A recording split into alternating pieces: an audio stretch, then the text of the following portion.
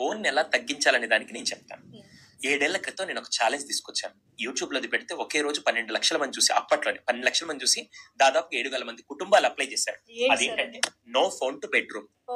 ఇప్పుడు దారుణమైన సంఘటనలో ఫస్ట్ ఏంటంటే బెడ్రూమ్ లో ఫోన్ తీసుకెళ్ళడం ఒక బిగ్గెస్ట్ ఎఫెక్ట్. ఎంత భయంకరం అంటే నేను చెప్తాను మేడం. చిన్న పిల్లలు ఉన్నారనుకోండి, 1 year బేబీ అనుకోండి.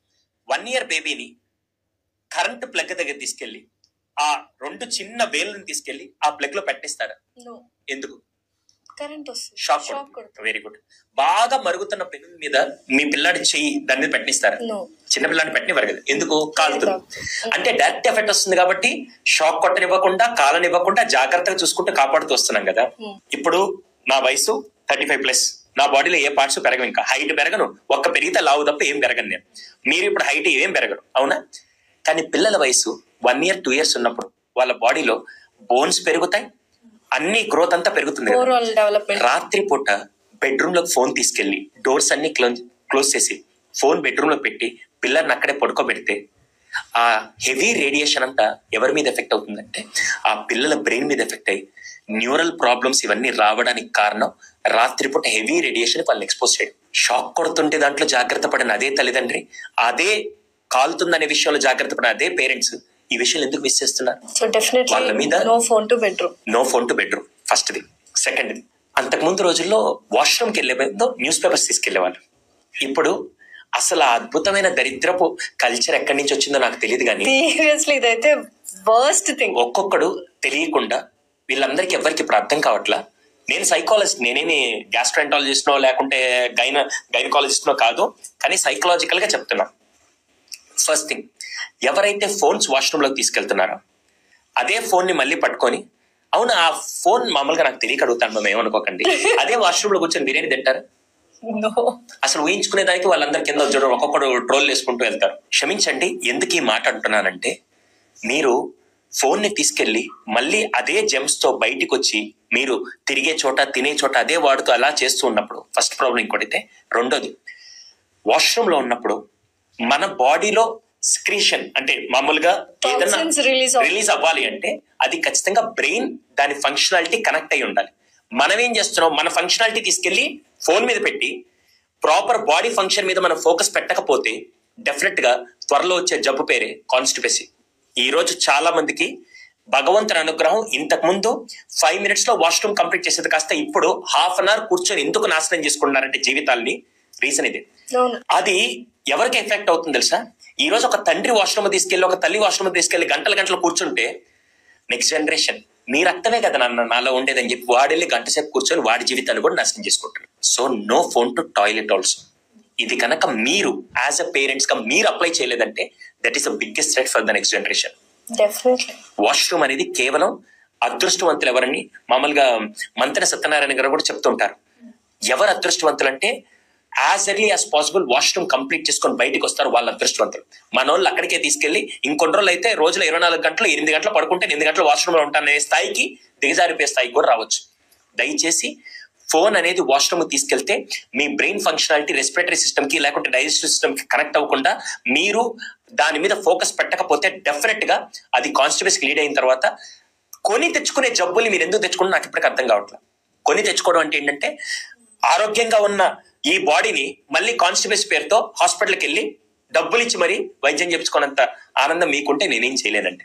దయచేసి ఒకసారి ఆలోచించండి. సో ఈ రోజు నుంచి మొబైల్ ఛాలెంజ్ ఎవరు తీసుకుంటారో కింద కామెంట్స్ చేయండి. డెఫినెట్లీ ఒక ఈ 3 points గుర్తుపెట్టి. నేనైతే 7 ఏళ్ల నుంచి అసలు నాకు అలవాటు లేదు. ఎవడన్నా నా ముందు తీసుకెళ్తే మాత్రం వాడు సచ్చాడని ఖచ్చితంగా. అది మాత్రం అది బెడ్రూమ్ లోకి తీసుకెళ్ళినా లేకుంటే వాష్రూమ్ తీసుకెళ్ళినా ఇది మాత్రం biggest threat. And digital detox సాయంత్రం వెళ్ళిన తర్వాత యాజ్ ఎర్లీ యాజ్ పాసిబుల్. ఇంకొకటి లాస్ట్ పాయింట్, తినేటప్పుడు ఫోన్ చూస్తారండి అపరమేధావులు. వాళ్ళు అసలు తినేటప్పుడు టీవీ లేకపోతే తినరు. ఎవడన్నా అన్నం లేకుంటే తిండనొచ్చు, కూర బా లేకుంటే తిండనొచ్చు, కానీ టీవీ లేకపోతే తిండనే రోగం ఇప్పుడు ఎక్కడి నుంచి వచ్చిందో నాకు తెలియదు. ఇప్పుడు మా వాడికి టీవీ పెట్టకపోతే ముద్ద తిండు, అయిపోయింది అలాగా. ఆ డైలాగులు చెప్పే వాళ్ళందరికీ ఒక విషయం చెప్తాను మేడం. ఒక వంట చేయడానికి ఎంత టైం పడుతుంది? 45 minutes. 45 minutes. ఒక గంట సేపు తల్లి కిచెన్ లో నిల్చొని అటు కూరగాయలు కట్ చేసిన దగ్గర నుంచి వంట చేయడానికి గంట సేపు కష్టపడి తీసుకొని వచ్చి పెట్టినప్పుడు అది పెట్టిన ఫుడ్ అంటే నూనెంకాయ లేకుంటే నాన్ వెజ్జా, వెజ్జా, బెండకాయ, వంకాయ ఏంటని ఈ నాలుక మీద టేస్ట్ గ్లాండ్స్ ఉంటాయి మేడం. Taste glands. ఇప్పుడు మీరు ఒకటి తిన్నప్పుడు ఇదేంట్రా ఉప్పంగా ఉందని మీరు చెప్పగలుగుతున్నారంటే మీ టేస్ట్ గ్లాండ్స్ పనిచేస్తున్నాయి. కరోనా టైంలో ఒక దారుణం జరిగింది, మీకు తెలుసలేదు. ఈ టేస్ట్ పనిచేయడం చాలా మందికి, కరోనా వచ్చిన వాళ్ళకి ఈ టేస్ట్ పనిచేయలేదు.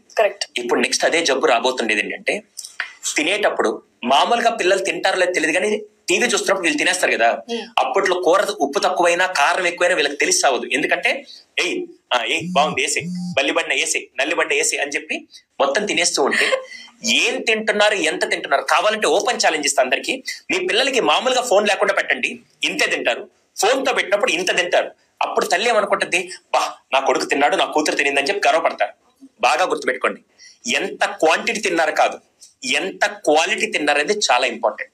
ఎప్పుడైతే 5 సెన్సెస్ తింటాం, మేడం మీకు ఇష్టమైన, అంటే ఫర్ ఎగ్జాంపుల్ మామూలుగా అందరికీ ఫేవరెట్ అనుకోండి, ఆవకాయ, నెయ్యి లేకుండా మందు ఉప్పు వేసుకొని తింటున్నప్పుడు, ఎప్పుడైనా ఒక ఫుడ్ మీకు మనస్ఫూర్తిగా నచ్చినప్పుడు దాన్ని తింటున్నప్పుడు మీ అంతా బాడీ అంతా దాన్ని కనెక్ట్ అయినప్పుడు ఒక కైండ్ ఆఫ్ హ్యాపీనెస్ బాడీలో అనిపిస్తుంది నేను అంటాను. ఎంతమంది ఒప్పుకుంటారు ఈ విషయం? రైట్.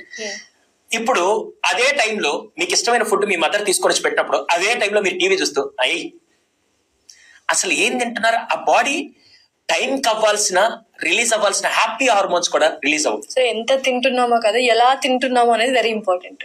ఇది చాలా ఇంపార్టెంట్. దీన్ని మేము ఒక పాయింట్ ఎక్స్ట్రాక్ట్ చేస్తాం, మైండ్ఫుల్ ఈటింగ్ అంటాం. మైండ్ఫుల్ ఈటింగ్, ఎవరైతే 5 సెన్సెస్ తో తింటారో వాళ్ళ అదృష్టవంతులు. 5 సెన్సెస్, మనకి ఎన్ని సెన్సరీ ఆర్గన్స్ ఉన్నాయి? 5. ఒకటి చూడడం, smell, touch, years, tongue, touch, 5. ఎవరైతే ఈ 5 సెన్సెస్ తింటారో, నేను ఒక చిన్న విషయం చెప్తాను. వెజిటేరియన్స్ ఉంటే నా మీద మళ్ళీ పగ పెట్టుకోబాకండి. నాన్ వెజిటేరియన్స్ కి ఒక ఎగ్జాంపుల్ చెప్తాను, కొద్దిగా అర్థం అవడానికి. మేము ఫర్ ఎగ్జాంపుల్ నాన్ వెజిటేరియన్ ఉంది అనుకోండి, ఇంట్లో వాళ్ళు చేస్తూ ఉన్నారు నాన్ వెజ్, హాల్లో కూర్చొని ఉన్నాం. వాళ్ళ ఇంట్లో అక్కడి నుంచి వంట చేస్తున్నప్పుడు హాల్లో కూర్చున్నప్పుడు మన బాడీలో ఫస్ట్ ఏ పార్ట్ తింటుంది? ఏంటి? స్మెల్.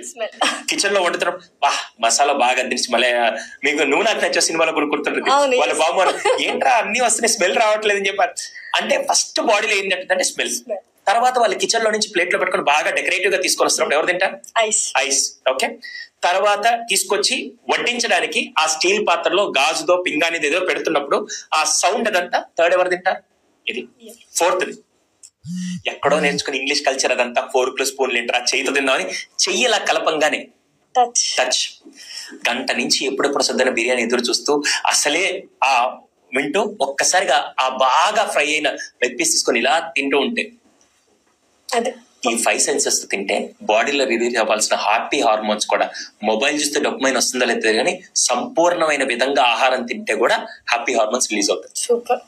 ఇది మైండ్ఫుల్ ఈటింగ్ పాటిస్తారు ఇప్పటి నుంచి చూసిన వాళ్ళు డెఫినెట్లీ.